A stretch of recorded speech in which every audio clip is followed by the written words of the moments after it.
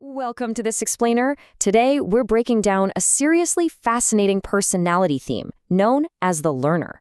We're going to see exactly how a mindset driven by continuous discovery can completely fuel team dynamics, personal development, and workplace innovation. If you're someone who loves the journey of gathering new knowledge, or if you work with someone who's always diving into a new book or course, this is going to be incredibly revealing. All right, let's dive right in. We're grounding our analysis today in the SwitchOn Strengths framework. This framework is all about understanding how we discover, activate, and ultimately thrive using our natural talents.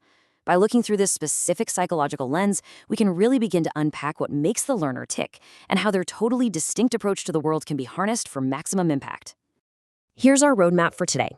We'll meet the learner, look at their superpowers and value add, figure out what they actually need, explore their blind spots or the basement, and finally see how they compare to other traits. Let's get to it. Meet the learner. These are folks totally energized by growth and discovery. So the absolute crucial point here is that for these individuals, it's all about mastering new skills. That's what actually builds their confidence. Having a dominant learner theme doesn't just mean they're out there chasing a fancy degree or some professional credential to look like the ultimate subject matter expert. No way. They actually enjoy the process of learning just as much, and honestly often way more, than the final outcome itself. For them, the journey literally is the destination. Their driving metaphor is incredibly simple, but so powerful. Yes to learning curves, no to learning plateaus. I mean, just let that sink in for a second. It shows exactly how routine and stagnation completely drain their energy, while growth and new challenges bring them pure excitement. A plateau, that is their absolute worst nightmare. They crave that upward trajectory, right? That friction of not knowing something and then finally figuring it out. That constant progress is basically their lifeblood. Because of this drive, a person with strong learner talents naturally just steps into the role of the student in pretty much any environment. You know the type, they're curious, inquisitive, totally open-minded. You'll see them communicating with this infectious passion, sharing ideas they've just discovered and inspiring growth in everyone else simply by constantly asking questions. They're the ones in a meeting who hear a brand new industry term and immediately dive down a rabbit hole researching it for the group. They are the true explorers of your team. Now let's talk about their superpowers and value add, or what we call the balcony. Up on the balcony, at their absolute best, learners are highly knowledgeable and incredibly adaptable. And the coolest part, they don't just learn for themselves. They actively make learning easier for their colleagues. Because they're so tuned into the actual process of acquiring knowledge, they quickly recognize different learning styles in others.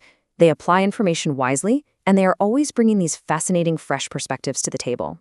Basically, when you have a learner on your team, you've got a built-in engine for ongoing development.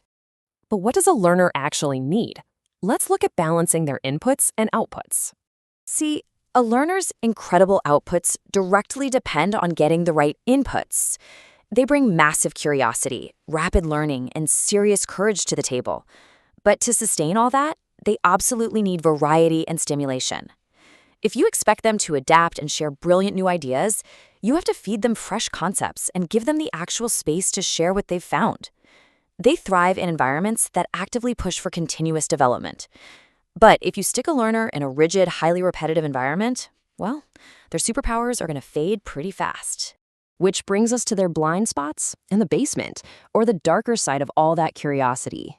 It sounds completely counterintuitive, especially after everything we just talked about, but I want you to think of a colleague, or hey, maybe even yourself, and ask, is there a point where gathering knowledge actually becomes a barrier to progress? Like, can you ever learn too much? Well, the answer is yes, for sure, at least when it comes to practical execution.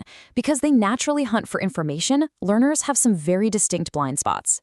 They can easily overwhelm others with way too many questions, making it feel like they're interrogating a totally simple process, or they might overlearn without actually doing anything. They get completely distracted by shiny new interests, really struggling to prioritize taking action over doing just a little more preparation. You know, the person who takes 3 online courses on project management software before actually managing the project. So the ultimate danger when this learner trait goes unmanaged is total information overload and a complete lack of execution. They get so heavily hyper-focused on the gathering phase, collecting data, reading just one more article, taking one more course, that they completely fail to cross the finish line and execute on the task at hand. When a learner gets stuck in this state, our framework calls it being in the basement. And down in the basement, they suffer from severely reduced productivity because of that nonstop information gathering. They have a really hard time focusing on actual results. And unfortunately, they might start unfairly judging others as slow or less motivated simply because their colleagues aren't as obsessed with learning process as they are.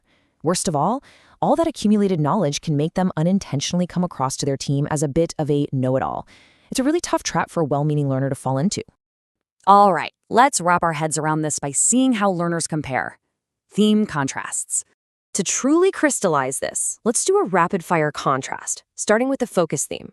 A person with a focus theme operates by the mantra, "My intentions guide my interests," right?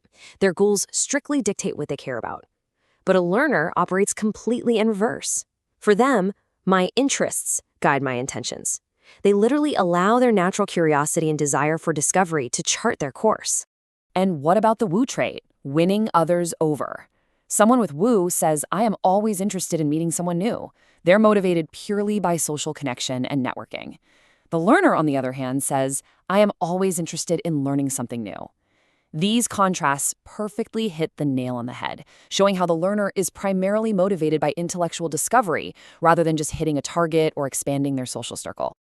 As we wrap up this explainer, I really want to leave you with a final provocative thought. Take a good look at your current environment, your projects, and your team. Are you fueling a learning curve? Are you giving that learner trait the variety, the stimulation, and the growth it completely craves? Or are you or your team members stuck on a learning plateau, just slowly draining your energy and routine? Identifying this is the absolute first step to unlocking your team's ultimate potential. So go find that next great discovery and keep climbing that curve. Thanks for joining me on this explainer, and keep learning.